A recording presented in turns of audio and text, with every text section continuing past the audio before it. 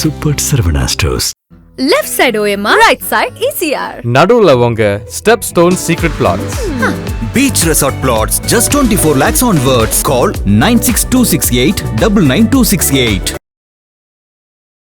எண்ணெய் வள நாட்டின் மீது கொண்டு செல்லக்கூடிய பிராந்தியங்களின் மீது யுத்தம் தொடுக்கப்பட்டால் என்ன நடக்கணுமோ அது நடக்குது. சண்டை உடனடியாக முடிவுக்கு வரணும், இல்லைன்னா கஷ்டம் தான், அதில் சந்தேகம் இல்லை. மந்திரியை விறகட்டையை வச்சு பண்ணணும். இதெல்லாம் என்ன பேச்சு? மந்திரி பேசுகிற பேச்சாது, மாசு பேசுகிற. கையிருப்பு வைக்க முடியாதுங்க. பெட்ரோல் டீசலை 45 நாள் வச்சுக்கிற மாதிரி சிலிண்டர்ஸை வைக்க முடியாது. ஸ்டோரேஜ் ஃபெசிலிட்டி கிடையாது. ஏன்னா தேர்தல் பிஜேபிக்கு எதிராக இதை திருப்பணும், எப்படியாவது ஜெயிச்சணும். அது ஒன்று தான். எப்படியாவது எவன் தலை உருண்டாலும் பரவாயில்ல. இந்த நேரத்தில் இதை வச்சு அரசியல் பண்ணுறதுன்றது ரொம்ப ரொம்ப அவலமானது என்னை பொறுத்த வரைக்கும். மத்திய அரசாங்கத்தை பொறுத்த வரைக்கும் இன்னும் உஷாராக இருந்திருக்கலாம், இதை கவுண்டர் பண்ணணும். அவங்களுக்கு எதை பற்றியும் கவலை கிடையாது. அவங்க இந்த பக்கமே திரும்பலை. எப்படியாவது வெஸ்ட் பெங்காலையும் அஸ்ஸாம்லையும் ஜெயிச்சா போதுன்னு அங்கே போகிறாங்க. அவங்க 4 சீட்டு கொடுக்குறாங்கன்னா அதுக்கு தேர்தலே போட்டி போட வேண்டாமே. தேர்தல் அரசியலிருந்து இடதுசாரிகள் விலகி விடலாம். இந்த அவலத்துக்கு, இந்த அசிங்கத்துக்கு பிறகு, இந்த இழிவுபடுத்தப்பட்ட பிறகு, இந்த அவமானத்துக்கு பிறகு இந்த 2 இடதுசாரிகள் இந்த கூட்டணியில் எதுக்கு தொடர்றாங்கன்னே புரியல. இதை விட அவமானம் ஏதாவது உண்டா? இதுக்கு பிறகு அந்த கூட்டணியில் நீடிக்கிறதுக்கு உங்களுக்கு அருவருப்பா இல்லையா? எப்படி தோழர்கள் அதில் இருக்காங்கன்னு தெரியல. ஜாதி கட்சிக்கு 1 சீட்டு, இவங்களுக்கு 2 சீட்டா 4 சீட்டா? எங்கே போய் நிற்கிறாங்க? முட்டுசந்தில் நிற்கிறாங்க இடதுசாரிகளும் விசிக்காவும். அதாவது தேர்தல் அணி மாறி முதல் நாள் வரைக்கும் பிஜேபி கிட்ட பேசிட்டு இருந்த தேமுதிகாக நீங்கள் 10 சீட்டு கொடுப்பீங்க. அவங்க 10 சீட்டு ஜெயிக்கிறாங்கன்னு வச்சுக்கோங்களேன். நாளைக்கு தொங்கு சட்டமன்றம் வந்துன்னா அவங்க அப்படியே பிஜேபி போவாங்க. ஆனால் ஒரே 4 சீட்டும் 5 சீட்டாக இருந்தாலும் விசிகாவோ சிபிஐ சிபிஎம்மோ போக மாட்டாங்க. அப்போ யாரை வளர்க்குது திமுக? இந்த மாதிரி ஜாதி கட்சிகளோட காம்ப்ரமைஸ் பண்ணுற திமுக, மதவாத அமைப்புகளோட காம்ப்ரமைஸ் பண்ணுற திமுக நாளைக்கு பிஜேபியோடையும் போய் சேரும்.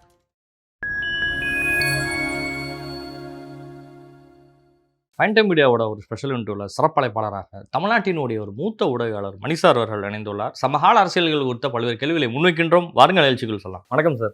வணக்கம்.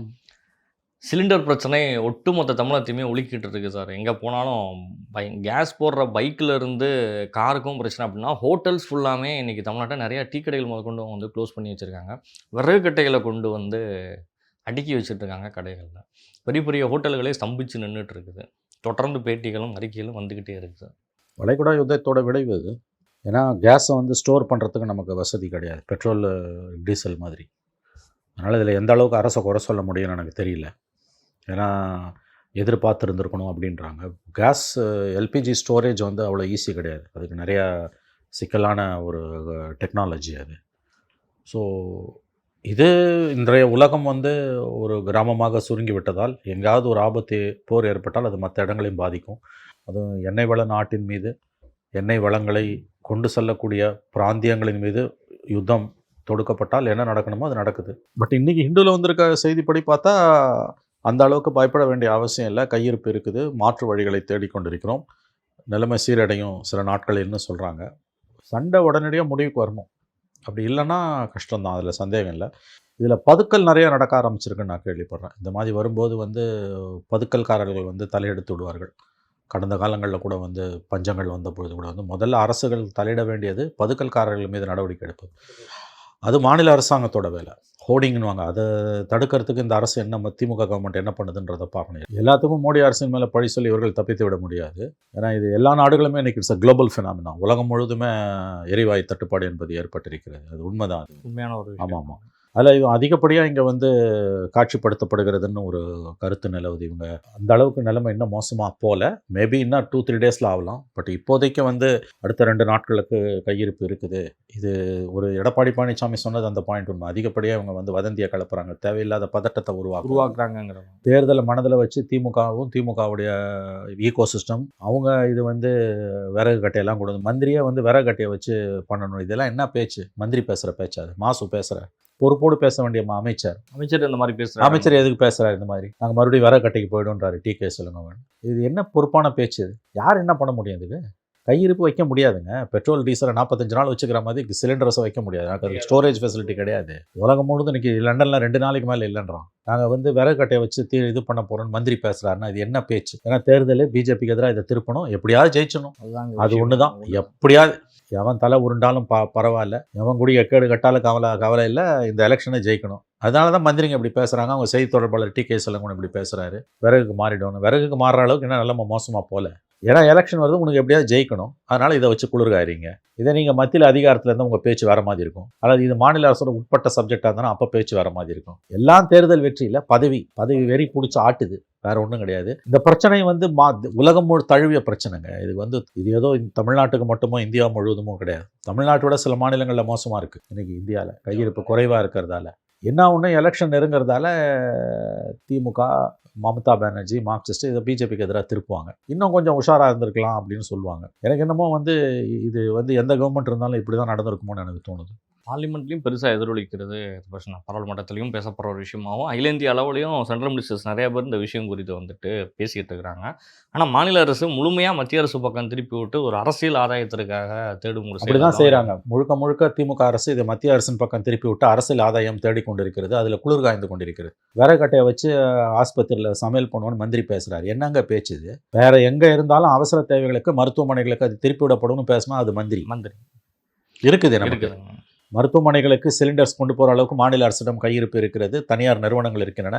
மக்களை கேட்டால் மக்களே கொடுப்பாங்க, மருத்துவமனைகள் தான் நமக்கு முதல் ப்ரியாரிட்டி. அந்த அளவுக்கு இங்கே பஞ்சம் வந்துடுச்சு. அப்போ ஏன் மந்திரி இப்படி பேசுகிறாரு? ஜெயிக்கணும், எப்படியாவது மோடி கவர்மெண்ட்டை பிஜேபிக்கு எதிராக திருப்பி விட்டு தேர்தலில் ஜெயிச்சணும். பதட்டத்தை அரசே தூண்டுகிறது. எதுக்கு பதட்டத்தை உருவாக்குறீங்க நீங்கள்? பதட்டம் வேணான்னு சொல்ல வேண்டிய அரசு ஆஸ்பத்திரியில் மருத்துவமனைகளில் நாங்கள் விறகட்டையை தயார்படுத்துகிறோன்னு பேசுனா மந்திரி பேசுகிறாருன்னா அப்போ பதட்டத்தை அரசே தான் தூண்டுது. ரூமர் கலப்புறவன், வதந்தி கலப்புறவன் மீது நடவடிக்கை வேண்டிய அரசு, பதட்டத்தை கலப்புவர்கள் மீது நடவடிக்கை எடுக்க வேண்டிய அரசு, அந்த அரசே பதட்டத்தை உருவாக்குதுன்னா எங்க போய் அடிச்சுக்கிறதுங்க? ஆளுங்கட்சியினோட ஒரு அமைச்சரே அந்த மாதிரி மத்திய பொறுப்புள்ள அமைச்சர் பேசுற பேச்சா இது? நான் கேட்கறேன், பொறுப்புள்ள அமைச்சர் பேசுற பேச்சா இது? அந்த அளவுக்கு முதல்ல நிலைமை மோசமாக போகல. அப்படியே போனாலும் மந்திரி எத்தனை என்ன பேசணும்? தமிழ்நாடு முழுவதும் இருக்கக்கூடிய மருத்துவமனைகள் எத்தனை? அதுக்கு தேவையான கேஸ் என்ன? அது இந்த மாநில அரசு இல்லையா? தனியார் நிறுவனம் இல்லையா? ஏன் மக்களை கேட்டால் மக்களே தானம் கொடுப்பாங்கங்க. நான் விறகு வச்சுக்கிறேன், என் சிலிண்டர் எடுத்துக்கொண்டு கொடுப்பாங்க. அது ஒரு பிரச்சனையே இல்லை. இப்போ நேற்றுக்கு ஒரு செய்தி பார்த்தேன், திருவண்ணாமலையில் பரியல் கிரவுண்ட்ஸில் எரியூட்டு மைதானங்களில் சிலிண்டர் தட்டுப்பாடுன்னு. அது போக்குறது ஈஸி, அது அவ்வளோ சிலிண்டர் கூட இல்லாமலாம் போயிடாது. அப்போ அந்த மாதிரி இருக்கும்போது மருத்துவமனைகள் இப்போ நாங்கள் மறுபடியும் அதுக்கு போகிறோம்லாம் அமைச்சர்கள் பேசுறது, டி.கே. இளங்கோவன் பேசுறதுலாம் குறுகிய நலன் கொண்ட அருவருக்கத்தக்க ஒரு தேர்தல் அரசியல். இவங்க தான், மாநில அரசு தான் இந்த பயத்தை கலப்புது. கோடிங்க தடுக்க வேண்டியது மாநில அரசோட வேலைங்க, பதுக்கல்காரர்களை தடுக்க வேண்டியது மாநில அரசோட வேலை. அது என்ன இவங்க நடவடிக்கை எடுத்தாங்க? இப்பயே பதுக்குறான்றாங்க, பதுக்கி ரேட்டை இன்க்ரீஸ் பண்றாங்க. வீட்டில் யூஸ் பண்ற சிலிண்டர்களும் வாங்கி வைக்கப்பட்டு அதுவும் 3 மடங்கு ரேட் ஏத்துறான்றாங்க. அப்ப இதை தடுக்கிறதுக்கு மாநில அரசு என்ன? இப்போ எஸ்மா சட்டத்தை சென்ட்ரல் கவர்மெண்ட் இன்வோக் பண்ணிட்டாங்க. அவசர சட்டம் வந்துருச்சுங்க, எசென்ஷியல் மெயின்டெனன்ஸ் ஆக்ட் வந்துருச்சு. மாநில அரசுக்கு எந்த பங்குமே இல்லையா? இப்போ திராவிட மாடல் ஆட்சியில் அதை செஞ்சோம் இதை செஞ்சோம் மாறு தட்டிக்கிறீங்களே. அப்போ குறைகளை நிவர்த்தி பண்ணுறது, பிரச்சனையை தடுக்கிறதுல, உங்கள் பிரச்சனையை தீர்க்கிறதுல உங்களுக்கு எந்த ரோலுமே இல்லையா? இது குளோபல் இஷ்யூ, சர்வதேச அளவில் உலகளாவிய பிரச்சனை. இது உலகம் முழுவதுமே இன்னைக்கு திண்டாடிட்டு இருக்குது. அப்படி இருக்கும்போது தேர்தல் நெருங்கி வரதால இதை குறுகிய அரசியல் நலன் கொண்டு மாநில அரசு பார்ப்பது ரொம்ப ரொம்ப துரதிருஷ்டவசமானது. அதாவது மங்கை சூதகமானால் கங்கையிடம் போகலாம், கங்கை சூதகமானால் எங்கே போகுதுன்னு சொல்லுவாங்க. அது மாதிரி மக்களுக்கு நம்பிக்கை ஊட்டக்கூடிய வதந்திகளை தடுக்க வேண்டிய அரசே மாறா எதிர்மறையான செய்திகளை ஊக்குவிக்கிறதுலையும் ஒரு அச்சத்தை கலப்புறதுலையும் ஈடுபடுது. அப்படின்னா எங்கே போய் முட்டிக்கிறது தெரியல, எங்கே போய் முட்டிக்கிறது. ஞானேந்திரன் சொல்கிறாரு, நானே ஒரு டீலர் தான், கேஸ் டீலர் தான், அதான் என்னோட பிஸ்னஸ்ஸு. அப்போ எந்த அளவுக்கு இருக்குது அப்படிங்கிறத அவரும் வெளிப்படையாக ஒரு ப்ரெஸ் மீட்டில் சொல்கிறாரு. அமைச்சர் மீதும் அந்த குற்றச்சாட்டை வைக்கிறாங்க. உண்மையான தட்டுப்பாடுங்கிறது கிரியேட் ஆகுது அப்படின்னா அது வெளிப்படைத்தன்மையோடு வெளியே வரும். ஆனால் இங்கே இருக்கக்கூடிய சூழ்நிலை வேற மாதிரி இருக்குது. அதுக்களை வெளிப்படையாக சொல்ல வேண்டியதுதான். சில இடங்களில் ஃபோன் பண்ணுறாங்க, புக்கிங்கில் பிரச்சனை இருக்குது. இந்த புக்கிங் பிரச்சனை எப்போ மட்டும் கிடையாது, எப்பவுமே தான் கால்ஸ் அதிகமாக பண்ணுறப்ப இப்போ ஒரு இஷ்யூ கிரியேட் ஆனதுனால அதிகம் பேர் கால் பண்ண தொடங்கிட்டாங்க. நம்ம பயத்தில் நடந்துட்டு இருக்கு. அப்போ ஜாம் ஆக தான் செய்யும். இதை வச்சு ஒரு அரசியல் பண்றதாங்கிற மாதிரி பேனிக் பைங்கிறது. இதுல மாநில அரசு மத்திய அரசு தான் cylinder, petrol, diesel, LNG, LPG எல்லாத்துக்கும் பொறுப்புங்க. வாங்குறது கொடுக்கறது எல்லாம் விநியோகஸ்தர்கள் தனியார்கிட்ட கொடுத்துருக்காங்க. பட் ஒரு நெருக்கடி ஏற்படும் பொழுது மாநில அரசுக்கும் ஒரு பொறுப்பு இருக்கு. அதை தட்டி கழிச்சுட்டு மொத்தமா அந்த பக்கம் திருப்புறதுன்றது இது என்ன? அதாவது இதெல்லாம் வார்த்தைகளால் விவரிக்க முடியாத அவலம். தேர்தல் ஜெயிக்கணும், அவ்வளவுதானே. பதவி வெறி பிடிச்ச ஆட்டுது உங்களை. எப்படியாவது பதவி வேணும், மக்கள் தேர்ந்தெடுத்தா நீங்க தான் வரப்போறீங்க. யார் வேணான்னு சொன்னா? அதுக்குள்ள எதுக்கு இந்த மாதிரியான ஒரு அணுகுமுறை? 100 ரூபா மானியம் கொடுங்கன்னு சொல்றாரு அன்புமணி. அந்த விஷயம் நியாயமான கேளுங்க. இன்னைக்கு வரைக்கும் நீங்க ஏன் பேசவே? 5 வருஷமா வாய்க்கழியா கொடுத்தீங்கல்ல 100 ரூபாய் மானியம், இந்த வரைக்கும் அதை நிறைவேற்றல. கேட்டால் மத்திய அரசு பணம் கொடுக்கணும். அப்போ எந்த வாக்குறுதியும் உங்களால் நிறைவேற்ற முடியாதுன்னா எதுக்கு வாக்குறுதி கொடுக்குறீங்க? எந்த தைரியத்தில் 100 ரூபாய் சிலிண்டர்னு கொடுத்தீங்க? அது நிறைவேற்ற முடியாதுன்னு தெரியும்ல. மக்களை ஏமாற்றி நம்ப வச்சு கழுத்தறுத்து அப்படி ஓட்டு வாங்கி தானே ஜெயிச்சிங்க. இன்னைக்கு எங்கே வந்து நிற்கிது? கரெக்டாக தான் கேட்டார். இப்போ கூட 100 ரூபான்னு எதுக்கோ நீங்கள் கொடுக்குறீங்களா? 1000 ரூபாய் 2000 ரூபாய் 5000 ரூபான்னு நீங்கள் தான் இப்போ கொடுங்க. இப்போ கொடுங்க 100 ரூபாவை. கொடுக்க முடியாது இல்லை, பணம் இல்லைல்ல. இந்த நேரத்தில் இதை வச்சு அரசியல் பண்ணுறதுன்றது வந்து ரொம்ப ரொம்ப அவலமானது என்னை பொறுத்த வரைக்கும். மத்திய அரசாங்கத்தை பொறுத்த வரைக்கும் இன்னும் உஷாராக இருந்திருக்கலாம், இதை கவுண்டர் பண்ணணும். அவங்களுக்கு எதை பற்றியும் கவலை கிடையாது. அவங்க இந்த பக்கமே திரும்பலை. எப்படியா வெஸ்ட் பெங்காலையும் அஸ்ஸாம்லையும் ஜெயிச்சா போதுன்னு அங்கே போகிறாங்க. அவங்க முழுமையான கவனம் அவ்வளோதான். மக்கள் 2 மத்திய அரசு மாநில அரசு 2 பேர்கிட்டையும் மாட்டி மூச்சிட்டு இருக்காங்க. அவ்வளோதான். திமுகவினுடைய திருச்சி மாநாட்டுக்கு அப்புறம் வந்துட்டு முழுமையாக வந்துட்டு தொகுதி பங்கீட்டு பேச்சுவார்த்தைகள் வந்துட்டு வேகமாக போக ஆரம்பிச்சிச்சு. 2ஆம் கட்டம் 3ஆம் கட்டம்லாம் போயிருச்சு. கம்யூனிஸ்ட்டுக்கு மதிமுகவுக்கு கொடுக்கப்பட்ட சீட்டுகள்லாம் வைகோ விருப்பம் இல்லாமல் இன்று ஆலோசனை கூட்டம் வர தாயகத்தில் வர நடைபெற்றுட்டு இருக்கு. தொடர்ந்து நீடிக்கும் அந்த கூட்டணியில் உள்ள சிக்கல்கள் அதாங்க. வாரி வழங்கிட்டாங்க தேமுதிக. கொடுத்ததோட விளைவு வந்து இன்றைக்கி 7-8 ஆண்டுகளாக அவங்களுடைய தோளோடு தோல் நின்றவங்களுக்கெல்லாம் வந்து அவங்க சீட்டை குறைக்க வேண்டிய நிர்பந்தம் வந்திருக்குது. 6 சீட்டு கொடுத்தவங்களுக்கு 4 சீட்டுன்றாங்க சிபிஐ சிபிஎம்முக்கு. மதிமுகவுக்கு வந்து உதயசூரியனில் நின்னா 4, தனியாக நின்னா 2ன்றாங்களாம். அவருக்கு இன்றைக்கி வந்து அவசர கூட்டம் கூட்டியிருக்காரு. அது இப்போ நடந்துகிட்டு இருக்குது. என்ன முடிவு எடுப்பாங்கன்னு தெரியல. 2011 இதே மாதிரி தான் ஜெயலலிதா கடைசி நேரத்தில் கட்டி விட்டு தேர்தலை புறக்கணிச்சார். இந்த முறையும் வைகோ தேர்தலை புறக்கணிப்பாரா என்பதுதான் தமிழகம் அவளுடன் எதிர்பார்க்கும் கேள்வி. உண்மையாக அப்படி நானும் இடதுசாரிகளும் ரொம்ப ஒரு கடுமையான குழப்பத்துக்குள்ளே போயிட்டு இருக்குது. இதுக்கு மீறி நம்ம இறங்குறதா?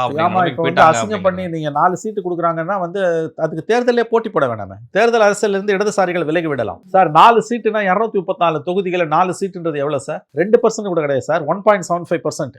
அகில இந்திய அளவில் வேற உங்களுடைய சின்னமே வந்துட்டு பிரச்சனையில் இருக்குதே. ஒரு பாரம்பரியமான ஒரு அரசியல் கட்சி.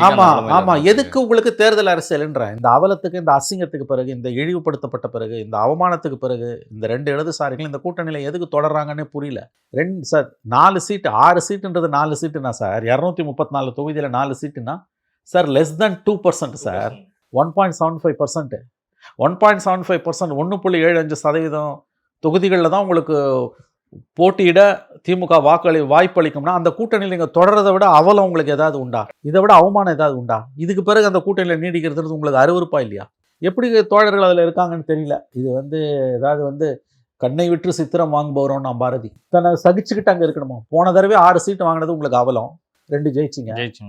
அவங்க தான் முடிவு பண்ணணும். அப்போ அவர்கள் மீதான மற்ற குற்றச்சாட்டுகள் உண்மையோ என்ற எண்ணம் தான் இப்போ பரவலாக வரும். 10 கோடி வாங்கினது, 15 கோடி வாங்கினது, இதெல்லாம் வச்சு பார்க்கும்போது நீ வந்து 4 சீட்டுக்கு ஒத்துக்கிற அப்படின்னா 1.75%. அதுக்கு தானே இவ்வளோ வார்த்தை, இவ்வளோ பேச்சு. பாசிச பாஜகன்றது தேர்தல் அறிக்கை விடுவாங்க. இந்த லட்சணத்தில் 4 சீட்டு நின்றுட்டு இதுக்கு ஒரு தேர்தல் அறிக்கை விடுவாங்க. நாங்கள் வந்தோன்னா வானத்தையே வில்லா வலிச்சிடுவோம். சாதி அமைப்பு கூட ஒரு சீட் வாங்கிறது, மத அமைப்புகளுக்கு 2 சீட் கொடுத்துறாங்க. இந்த கூட்டணி வந்து சாதி அமைப்புகளாலையும் மதவாத அமைப்புகளாலையும் நிரம்பி வழியுதுங்க. 2001 கலைஞர் ஒரு ஜாதி கட்டமைப்பை உருவாக்குனார். எல்லா ஜாதியும் சேர்த்து. ஏன்னா அப்போ எல்லா கட்சியும் ஜெயலலிதா கிட்ட போயிட்டாங்க. 2 இடதுசாரிகள், பாமக, மூப்பனார், காங்கிரஸ் 2 பேருமே, பாமக காங்கிரஸ் எல்லாம் ஜெயலலிதா கிட்ட போயிட்டாங்க. வெறும் பிஜேபி மட்டும் வச்சுக்கிட்டு கூட்டணி அதாவது வந்து ஜாதி கட்சிகளால் நிரம்பி வழிஞ்சுது. இது ஜாதி கூட்டணின்னு முரசொலிமான வெளிப்படையாக சொல்லிட்டு நான் அரசியலேருந்து விலகிறேன்னாரு. அப்படி போச்சு 2001. அதுதான் இன்னைக்கு நிலைமை. 23 கட்சியோட சேர்த்துருக்கீங்களா? அதில் பெரும்பாலானவை ஜாதிய கட்சிகள், மதவாத கட்சிகள். 25 ஆண்டுகளுக்கு அப்புறம் திரும்புது. அதே 25 ஆண்டுகள் பொறுத்து வரலாறு திரும்புதுங்க. 23 அரசியல் கட்சி, 13 ஜாதி கட்சி. 23 அரசியல் கட்சி கூட்டணி, 13 ஜாதி கட்சி. அதில் 13.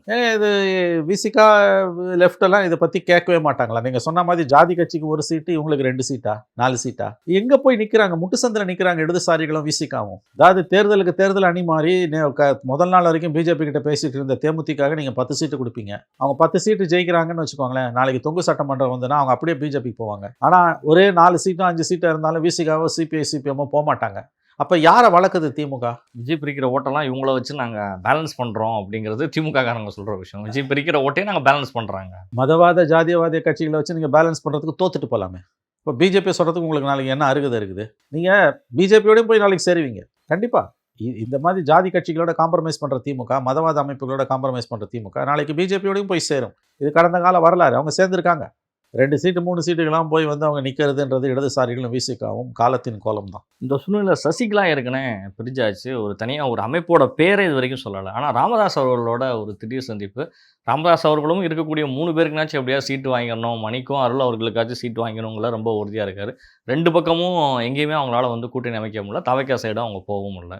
இதுக்கு நடுவில் சசிகலா ராமதாஸனுடைய சந்திப்பு. இருவரும் அரசியலில் என்ன நிலைமையில் இருக்காங்கன்னு யாருக்குமே தெரியல. அதான் வேறு வழி இல்லைங்க. ராமதாஸால் எங்கேயும் போக முடியல. முடிஞ்சு போச்சு. பையன் ஏடிஎம்கே போனதால் அங்கே போக முடியல. இந்த பக்கம் திரும்ப இருக்கிறதால திமுக வர முடியாது. சசிகலாவை பொறுத்த வரைக்கும் அவர் கம்ப்ளீட்டாக தனித்து விடப்பட்டவர். அவர் ஏதோ கட்சின்னு ஒன்று ஆரம்பிச்சிருக்காரு. 2 பேரும் சாதி வாக்குகளை குறி வைப்பாங்க. தென் தமிழ்நாட்டில் அந்த அம்மா சசிகலாவும், வட தமிழ்நாட்டில் டாக்டர் ராமதாஸும் குறி வைப்பாங்க. இது அப்பட்டமான ஒரு சாதிய கூட்டணி. பலவிதமான அலங்கோலங்கள் இந்த தேர்தலில் அரங்கேறிட்டு இருக்குது. அதில் இது ஒரு அலங்கோலம். இது கண்டிப்பாக வந்து பின்னால் திமுகவோட பேக்கப்பில் இது நடக்கிறது என்று நம்புவதற்கும் போதிய காரணங்கள் இருக்கின்றன. ஓட்டு துண்டாக உடைஞ்சாதான் நம்ம வெற்றி பெற முடியும்னு திமுக உறுதியாக நம்புது. அது அவங்க ஆங்கிளில் கரெக்டும் கூட. ஓட்டு 4 உடையும் போது திமுக தான் வெற்றி வாய்ப்பு அதிகம், நானும் நம்புகிறேன். சசிகலா இவங்கெல்லாம் போய் இந்த தென் மாவட்டங்களில் ஒரு 40 சீட்டில் அந்த அம்மா உடைக்கிறாங்க, 10 சீட்டில் உடைக்கிறாங்கன்னா கூட ஆல்ரெடி ஏடிஎம்கே வந்து இஸ் டவுன் அண்ட் அண்டர், ரொம்ப பலவீனமான நிலைமையில் இருக்குது தென் மாவட்டங்களில். இதுவும் சசிகலாவும் போய் ஒரு 40 தொகுதியில் 10 தொகுதியாக உடைச்சாங்கன்னா இன்னும் கதை முடிஞ்சு போச்சு. ராமதாஸ் இந்த பக்கத்தில் வட தமிழ்நாட்டில் ஒரு 5 தொகுதியை உடைச்சாருன்னா கூட முடிஞ்சது கதை. தொகுதிக்கு 2000 ஓட்டு உடைச்சாலுமே முடிஞ்சு போச்சு கதை. ஸோ 5 முனை போட்டியில் சசிகலாவும் வந்தாங்கன்னா 5 முனை போட்டி. திமுக தலைமையில் ஒரு கூட்டணி, அதிமுக தலைமையில் ஒரு கூட்டணி, விஜய் ஒரு கூட்டணி, சீமான் ஒரு கூட்டணி, சசிகலா அண்டு ராமதாஸ் ஒரு கூட்டணி. 5 முனை போட்டினா ஜெய் திமுக 200 சீட்டு கூட ஜெயிச்சுட்டு வரும். இந்த ஒரு அளவில் தான் அங்கே போயிட்டுருக்கு. ஆமாம், கிளீனாக தெரியுது. 5 முனை போட்டினா அது திமுகவோட எலெக்ஷன் தான். இந்த எலெக்ஷனை பற்றி பேசுறதுக்கு ஒன்றுமே கிடையாது.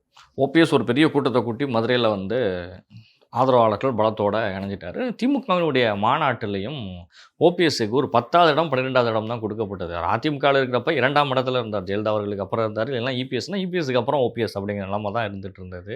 இப்போ என்ன கொடுத்தாலும் ஓகேன்னு சொல்லிட்டு ஏதோ நடுவில் எங்கே சீட் கொடுத்தாலும் நான் போய் உட்காந்துக்கிறேங்கிறாரு. உதயநிதியை பார்த்தாலும் சீட்டு நுனியில் போய் உட்கார. பழைய அந்த ஜெயலலிதா அவர்களிடத்தில் அவர் எப்படி இருந்தாரோ அதே மாதிரியான ஒரு விசுவாசமும் பணிவும் திமுகவிலும் தொடர்கிறது. எதிர்பார்த்ததான். எங்கே இருந்தாலும் நம்பர் 2 இருப்பார். இப்போ நம்பர் 2 கூட கிடையாது. Number 3 number 4 number 5 number 6 number 7 தான். அது எல்லாத்துக்கும் அவர் தயாராகிட்டார். 3 முறை முதலமைச்சராக இருந்தவர் திமுகவில் சேர்ந்தார்னா அன்றைக்கே முடிஞ்சிடுச்சு. அதை பற்றி பேச எதுவுமே இல்லை. இதெல்லாம் மக்கள் பார்த்து கொண்டிருக்கிறார்கள் என்பதை பற்றி கவலை இல்லாமல் 3 தடவை முதலமைச்சராக இருந்தவருக்கு இதை விட வேறு என்ன அரசியல் அதிகாரம் வரப்போகுது? ஸ்டாலின் முதலமைச்சராக 20 வருஷத்துக்கு முன்னால் அவர் முதலமைச்சர். 14 ஆண்டுகளில் 3 முறை முதலமைச்சர். இன்றைக்கி எங்கே போய் சேர்ந்துருக்காரு? திமுக டோட்டல் திமுகவும் அப்செட். தேனி மாவட்டம், மதுரை மற்றும் தென் மாவட்டங்களில் 2-3 மாவட்டங்களில் தொடர் குழப்பம் நீடிக்கிறது ஓபிஎஸ்ஆல் அப்படிங்கிறதும். ஒரு பக்கம் வைத்தியலிங்கத்தால் தஞ்சாவூரில் ஒரு பெரிய பிரளயமே நடந்துகிட்டு இருக்கு மாவட்டத்துக்குள்ளே. அதான் இந்த குழப்பம் வந்து தனக்கு லாபமாகும்னு திமுக நினைக்குது. அது லாபமாக கூட ஆகலாம். அவங்க ஆங்கிளில் இதெல்லாம் கரெக்டு.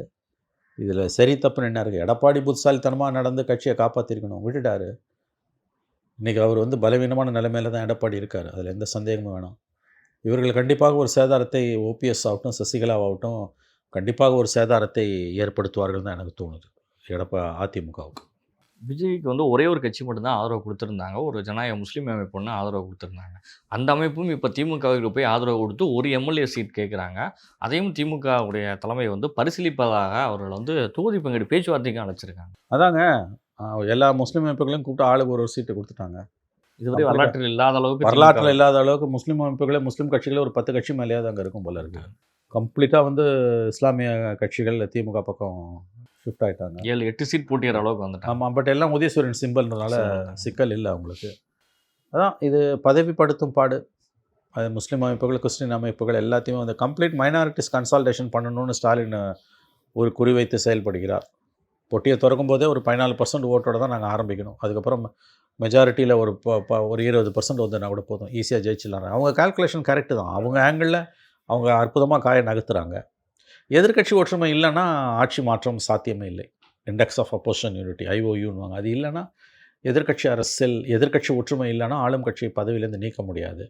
கண்டிப்பாக இது திமுகவுக்கு அட்வான்டேஜான ஒரு பொசிஷன் தான். விஜய் என்டிஏவுக்கு வரவில்லை என்றால், வரமாட்டார் தான் நான் நினைக்கிறேன். அவர் என்டிஏக்கு போகிறதுக்கு வாய்ப்பு குறைவு. விஜய் என்டிஏக்கு போகவில்லை என்றால் 4 முனை போட்டி, சசிகலா எல்லாம் போனால் 5 முனை போட்டினா திமுக கம்ஃபர்டபுளாக 118க்கு மேலே தனியாக வாங்கி ஜெயிக்கும். கூட்டணி 170 180 வரைக்கும் கூட போகும். வாய்ப்பே, அதுக்கு எந்த விதமான சந்தேகமும் உங்களுக்கு வேண்டாம். It's going to be DMK election. எங்கெல்லாம் திமுகவுக்கு வந்துட்டு உள்கட்சியில் பிரச்சனை இருக்குதோ, யாரெல்லாம் ஓரங்கட்டுன்னு நினைக்கிறாங்களோ அந்த தொகுதியில் ஃபுல்லாக குறிவைத்து வரக்கூடிய கூட்டணி கட்சிகளுக்கு திமுக கொடுத்துட்ருக்கு. குறிப்பாக ஸ்ரீரங்கம் போன்ற நிறைய தொகுதியில் இருக்கக்கூடிய பிரச்சனைகள், முன்னாள் அமைச்சர்கள் கொடுக்கணும்னு நினச்சிட்டு இருக்கக்கூடியவங்க வேணாம் அப்படிங்கிற முடிவில் கூட்டணிக்கு கரெக்டாக கொடுக்குறாங்க அப்படிங்கிறதும் பேசப்படுறது திமுக. அதெல்லாம் நடக்குங்க. கூட்டணி உள்ள 23 கட்சின்னா அதில் நிறைய சிக்கல் வரும். திமுகவுக்கு 23 கட்சிக்கு மேலே போதுன்னா சிக்கல் நிறையா வரும். அதனால் தோகிற தொகுதியை கூட்டணி கொடுப்பாங்க. ஏன்னா அவங்க எப்படியும் ஒரு 162 118 மினிமம், அப்போ தான் மினிமம் மெஜாரிட்டி. கூட்டணி கட்சிகளில் சூரியனில் நிற்கிறவங்கலாம் ஒரு 10 பேர் ஜெயிச்சா கூட 130 வாங்கி ஜெயிச்சிடணும்னு பார்க்குறாங்க. அதுக்கு வாய்ப்புகள் அதிகம் அவங்களுக்கு. ஆமாம், எல்லாருமே சூரியனில் தான் நிற்கிறாங்க. எல்லாமே சூரியனில் தான் நிற்கிறானுங்க கூட்டணி கட்சின்னும் போது. ஸோ அவங்க தெளிவாக இருக்காங்க. எதிர்கட்சிகளுக்கு புத்தி இல்லை, ஒற்றுமை இல்லை. அதனால் அவங்க தோல்வியை தான் பரிசாக பெறப்போகிறார்கள். உங்களோட நேரங்களை ஒதுக்கி ஃபேண்டம் முடியும் பல்வேறு கேள்வி பதில் தந்தமைக்கு நன்றி சார். நன்றி சார்.